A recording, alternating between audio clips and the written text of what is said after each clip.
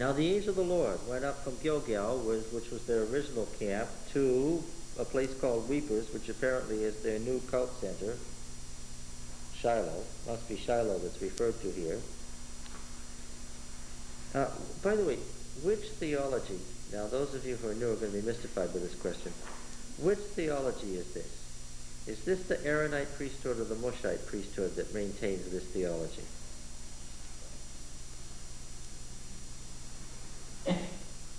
The angel of the Lord.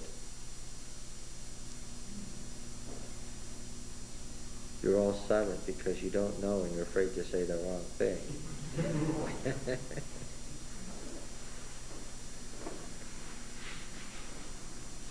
Well, let's go back to Exodus. Keep your finger here. Let's go back to Exodus. He's saying Mushite. He's been whispering Mushite over there, in the hopes that if it's right, I'll say yes, and if it's wrong, I'll ignore him.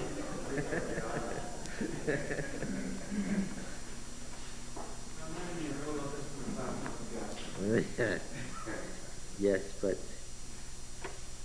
nowadays, I guess I find humorous. When it was for grade, I didn't find it humorous. Okay, now let's see.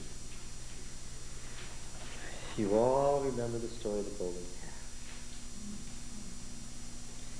And those of you who were in the class in those days of yore, remember that there's a hidden agenda in the story of the golden calf, too. Right? There's a real big hidden agenda in the story of the golden calf. Right? Because Aaron, who has two sons named Nadab and Abihu, makes the famous statement, what? These are your gods, O Israel, who brought you up out of the land of Egypt. And it's the bull iconography, right? It's the bull. The icon is the bull. And we know from Genesis that there was a particular patriarch who worshipped El the bull. And which patriarch was it who worshipped El the bull? El the bull. Jacob. And where did he meet El the bull? At Bethel. Yes. So the iconography of the bull image is certainly as old as can be. It comes right from patriarchal times, and it was connected to Bethel. And the thing that got us about Aaron saying, these be your gods, O Israel, that brought you out of the land of Egypt, was the word gods about one calf, right? We noticed that right away, and it made us very curious. And we read over in 1 Kings 12 to get an explanation. Remember that? And what did we discover?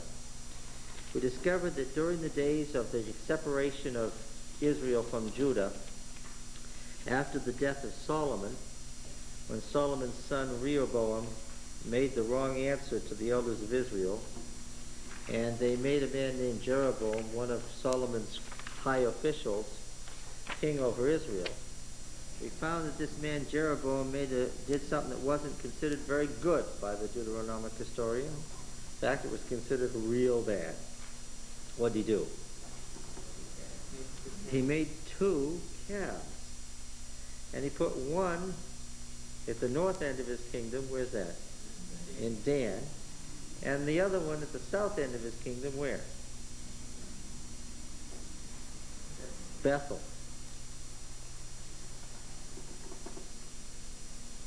Okay. And let's see what happened. 1 Kings 12, verse 25. Then Jeroboam rebuilt Shechem in the hill country of Ephraim and dwelt there. And he went out from there and rebuilt Penuel. And Jeroboam said in his heart, now the kingdom will turn back to the house of David if this people go up to offer sacrifices to the house of Yahweh at Jerusalem. Then the heart of this people will turn again to their lord Rehoboam, king of Judah, and they will kill me and return to Rehoboam, king of Judah.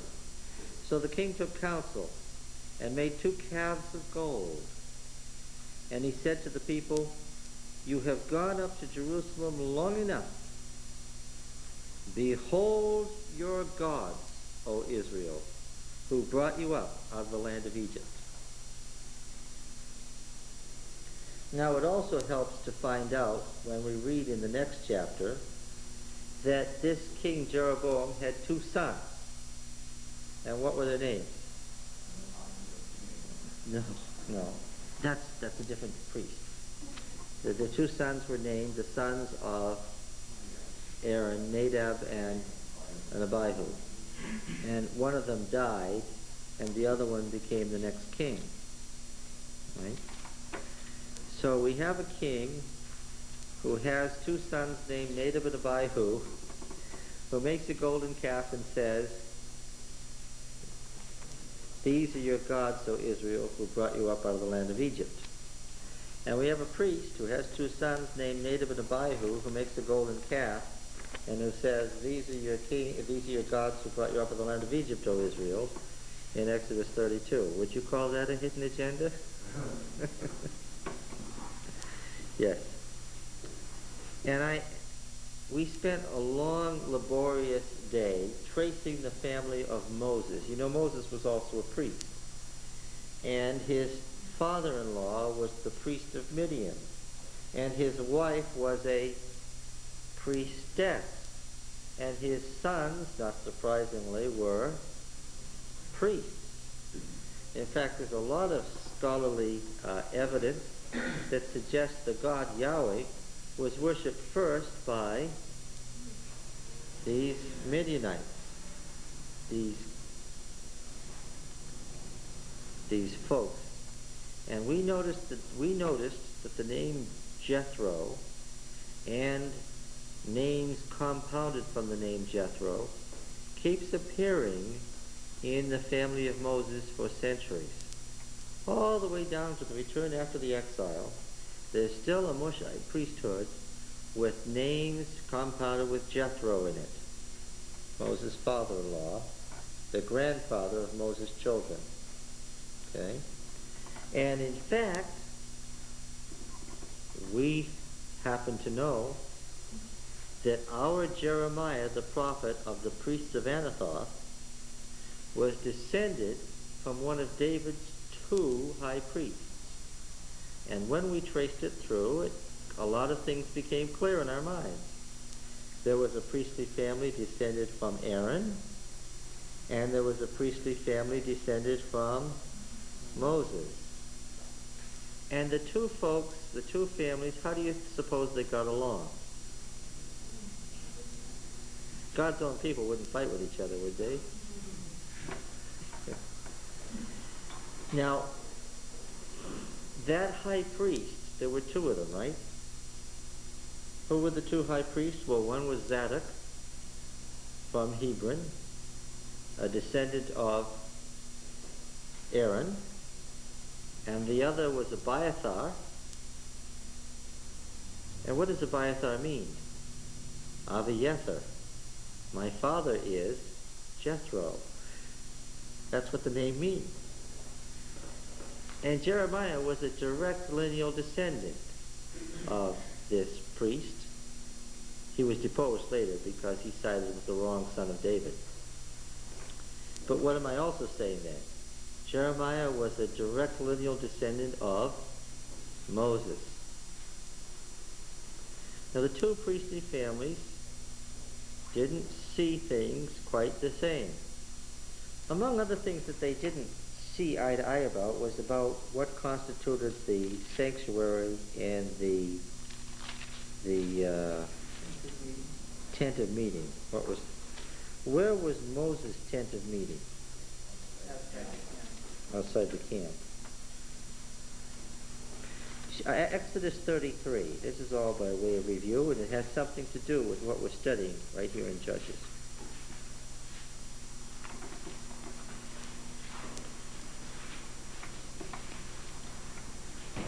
Exodus 33 and verse 7.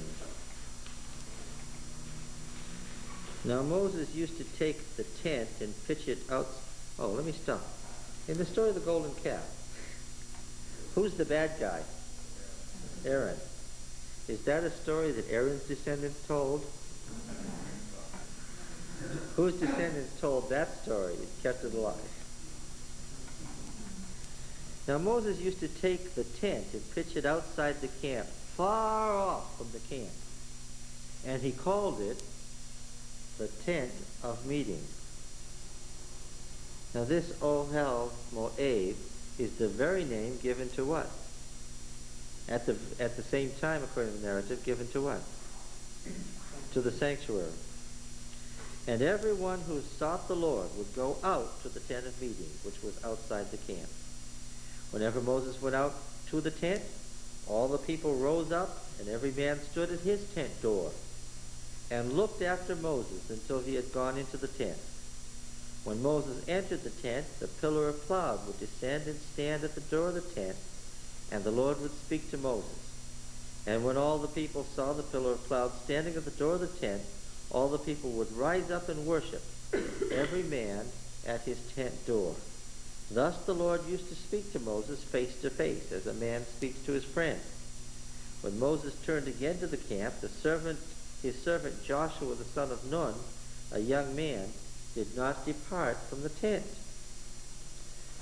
Moses said to the Lord, See, thou sayest to me, Bring up this people, but thou hast not let me know by whom thou wilt stand with me. He said, Yet thou hast said, I know you by name, and have also found favor in my sight. Now therefore I pray thee, if I found favor in thy sight, show me now thy ways, that I may know thee, and find favor in thy sight. Consider too this nation as thy people. He said, My presence will go with you, and I will give you rest. We have been running across this a lot. He said, If my presence will not go with me, do not carry us up from here. For how shall it be known that I found favor in thy sight, I and thy people? Is it not in thy going with us, so that we're distinct, I and thy people, from all the other people of the earth, on the face of the earth? Now this tent of meeting business, does this continue? Yes. We see it in Numbers. We see it in Deuteronomy. Why would we expect to see it in Deuteronomy? Deuteronomy's material descended from which priestly family? Moses or Aaron? Moses.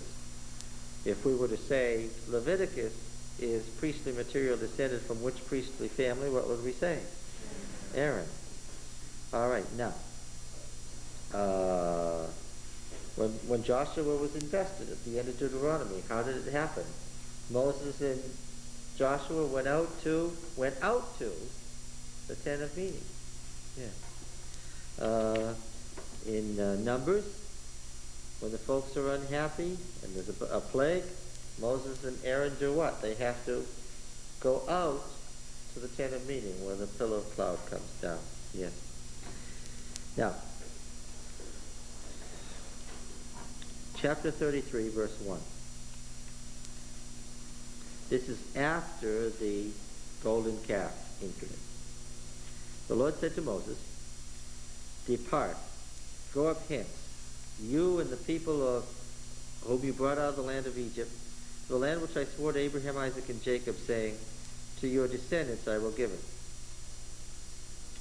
And I will send an angel before you, and I will drive out the Canaanites, the Amorites, the Hittites, the Perizzites, the Hivites, and the Jebusites.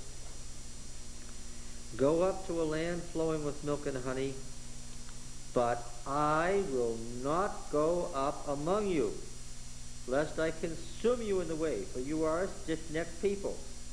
When the people of Israel heard these evil tidings, they mourned and put off their ornaments.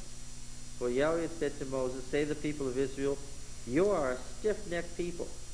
If for a single moment I should go up among you, I would consume you.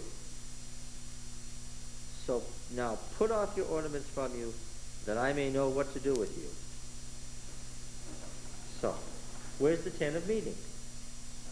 It's outside the camp. Why? If he came in, what would he do? He'd consume them. What's the idea of the sanctuary? Where is it? It's the center of the camp, because God dwells where? In the midst, in the middle. Literally what it says. Now, one says God had to dwell among them, and the other says what? God had to be away from them. And the theology that said that God had to be away from them was which family? Moses. And so who was with them while God was away from them? The angel of the Lord was with them. Yes. Okay. Oh, we come to this again, don't we? Right here in Judges. That famous descendant of Moses' family in Judges, yeah.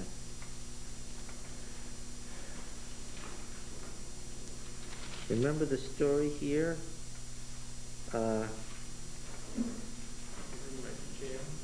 Yeah, Jael. She was the wife of Heber the Kenite. And we found by cross-referencing the genealogies that Heber the Kenite was a descendant of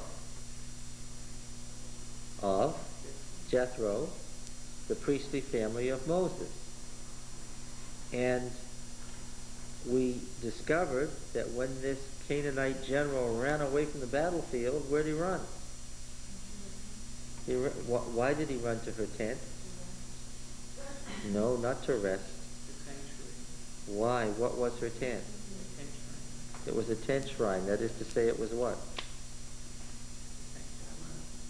It was a tabernacle of a tent of meeting of the Mushite type.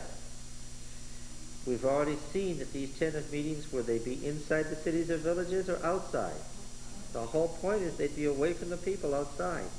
And the law of sanctuary is one of the few ancient laws that have come down to us that we still honor. If you want to run away from the law, where do you go? Go into the church. Why? Because even English common law that ours is based on accepted the idea that if you ran into the temple, what? You were safe. You could not be killed there.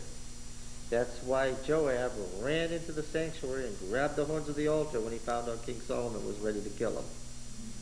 Solomon, however, didn't honor the rule of sanctuary. What did he say? He said, tell Joab, this was his father's cousin, that I'm going to give him a choice.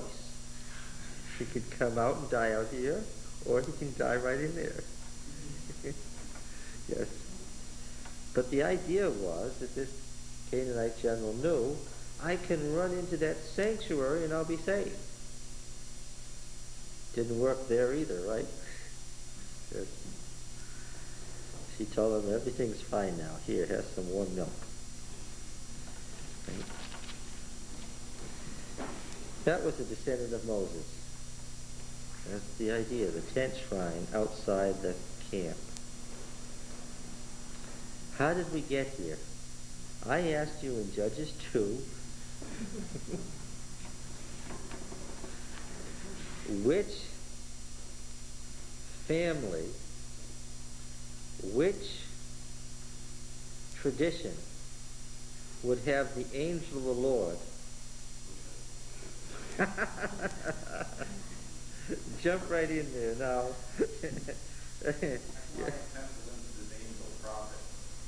Well, because now you understand, again, why the prophetic movement grabbed this term, messenger of the Lord, and applied it to what? The prophet. The prophet is the earthly equivalent of what? Of the angel. In the days of the Exodus, they had the angel leading them, and they had Moses. I'm going to say again, the prophetic movement was descended from Moses. Yeah. You took us on another detour here for a while. You went to the two bulls and the king and kings, and him saying he had the same two sons as Aaron. My question about that was, we've said that these prophets believed that they were Moses, or speaking for Moses. Did the Aaronite priesthood have the same belief that they were speaking for Aaron? Absolutely. They were both rolling along speaking for theirs. That's right. That's right. And this man probably thought he was Aaron all over again. And take a wild guess. We'll look at it in Chronicles closely, but take a wild guess. Which priesthood do you think officiated at Bethel? The Mushite or the Aaronite? Of course, the Aaronite priesthood, yes. And you can imagine now, can't you, what they said. Tell me the story as they would have told it about the shrine at Bethel. Don't tell me the story as the Mushites told it in Exodus 32. Tell me the story as they told it. Sure you can. When our fathers came out of Egypt,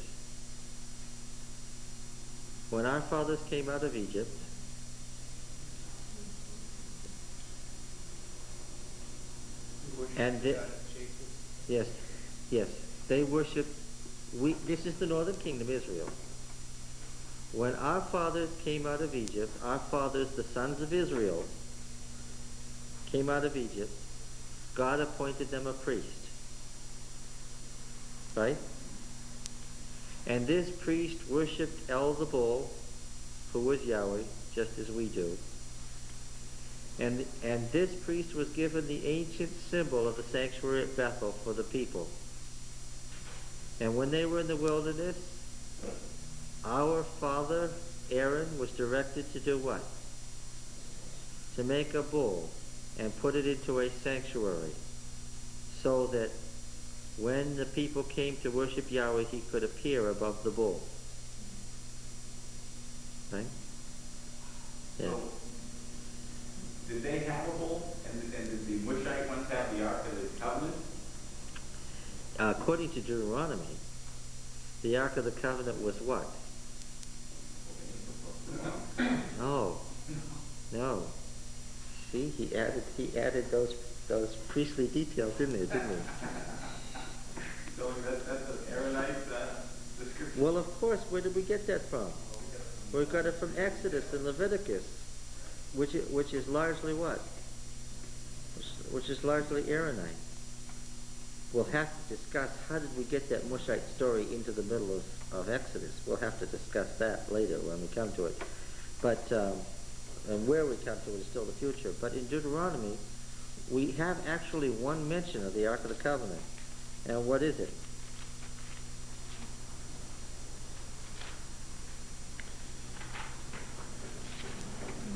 Where is it? That's the question.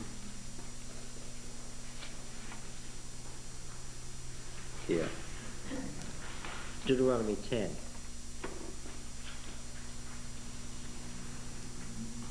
Now, Deuteronomy comes from the literature of which family?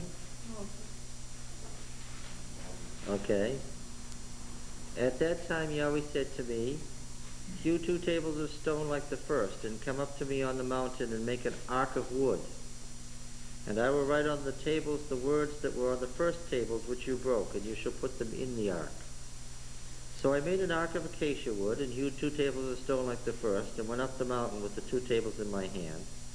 And he wrote on the tables, as at the first writing, the 10 words, which Yahweh had spoken to you on the mountain out of the midst of the fire on the day of the assembly. And Yahweh gave them to me. And I turned and came down from the mountain, and put the tables in the ark which I had made. And there they are, as Yahweh commanded me.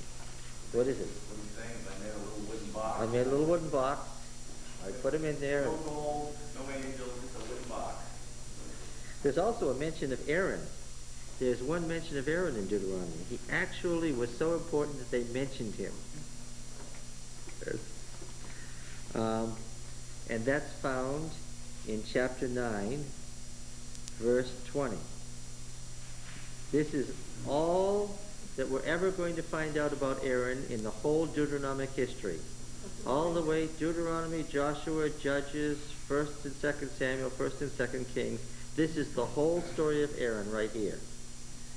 And Yahweh was so angry with Aaron that he was ready to destroy him. And I prayed for Aaron also at the same time.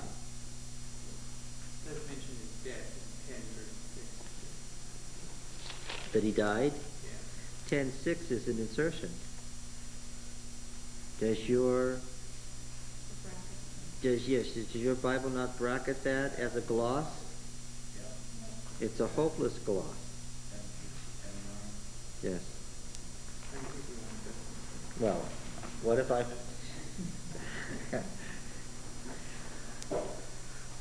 All right. So obviously Moses, they didn't have the bull in their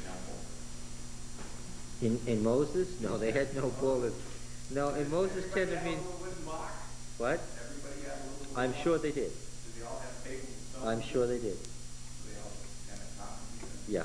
Then actually there must have Why? been. Remember now, if there were 20 of them, how many were there? One. Yes, you did yourself. If there were 20, I said there were only one. Now, So was there a... wait a minute, there's some new people here. Why can we say if there were 20 of them, there was only one? Because we have to remember in the mythopoeic mind that all temples were what? That all true temples were what? Were the same place. That they didn't make two Western assumptions that we make at all times. And what are those about time and space? If you're here, you're not there. We assume if you're here, you're not there, and if it's now, it's not then. They made no such assumption. Yes? Now Aaron, he had this bowl, these holy herbs. Did they have bunches of these things? Well, they had at least those, the one at Dan and the one at Bethel. How did they get into the description of the ark with the angels? How did they get the cherubim? Yeah, the cherubim. The development into the, well, a cherubim, have you ever seen a picture of one? You want to look at ancient Near Eastern pictures? Well, I'm trying to think now. I can't remember whether that was an accurate representation or not. You can figure it out on your own, but it's very obvious.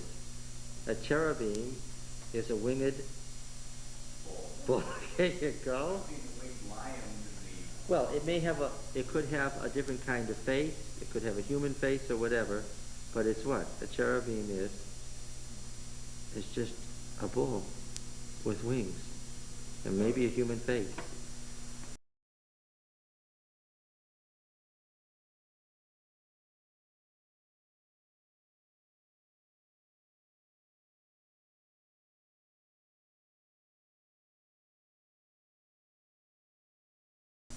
Right? The one is just a development of the other, in other words. When we get down to the really ceremonial time in Jerusalem, they obviously had something they hauled around.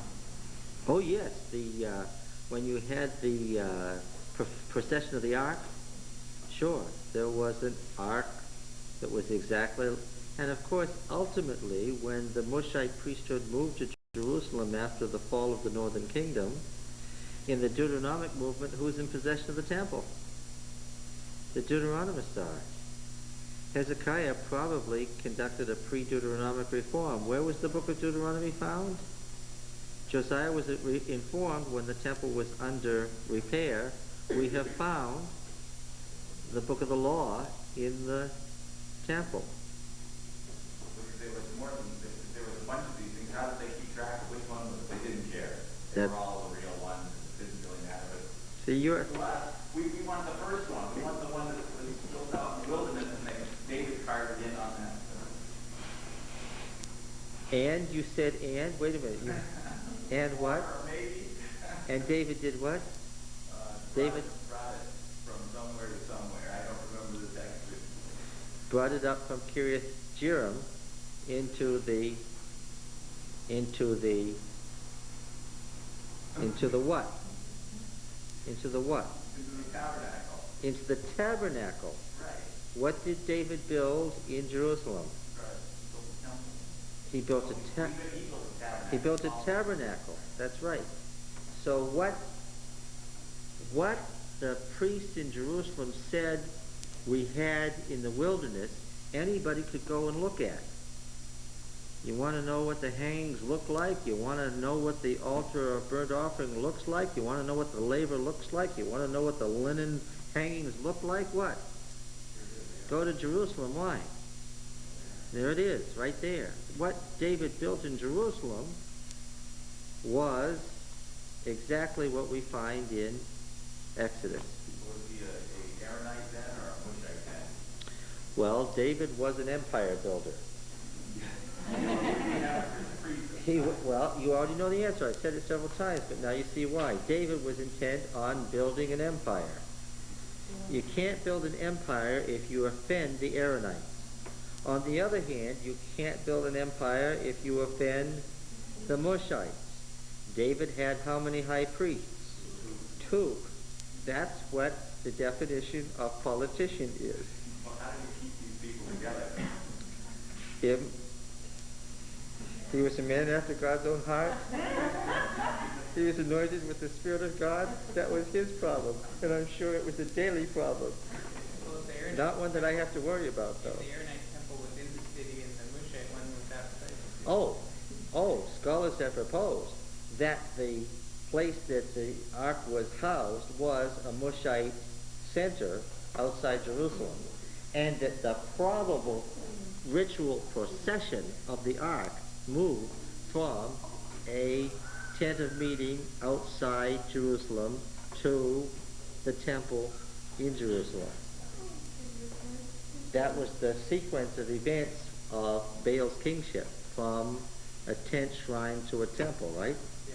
Therefore, that would have been only make sense. You wouldn't go out to an empty space with a stone and say, let's start here, right? So that would have managed to keep everybody happy. And also would explain, Richard, why the two traditions of the tent of meeting both survived side by side for centuries. Because they had both all along. Isn't this fun? So in the wilderness, they had the one in the center and they had the one on the outside. Is that what you're saying? That's exactly how we have to assume it, because that's how it's written. Did the people choose which temple they That's a good question. I don't know the answer to that.